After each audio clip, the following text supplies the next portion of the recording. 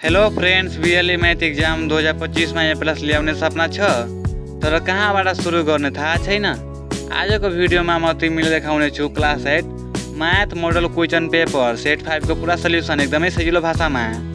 यो पेपरले तिम्रो तयारी कस्तो छ भने एकदमै राम्ररी देखाउँछ र बिलिभ मी, यदि तिमीले यो भिडियो अन्त्यसम्म हेर्यौ भने तिम्रो डर गायब र कन्फिडेन्स डबल हुनेछ।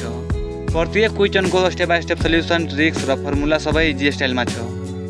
तिमी बुझ्यौ भने BLE मैथ 2025 त गेम ओभर जस्तै हुनेछ। त त्यसैले अब नोटबुक र पेन तयार गर, किनकि सुरु हुँदैछ क्लास 8 BLE math model question paper set 5 को full solution with hand retain notes. Let's begin.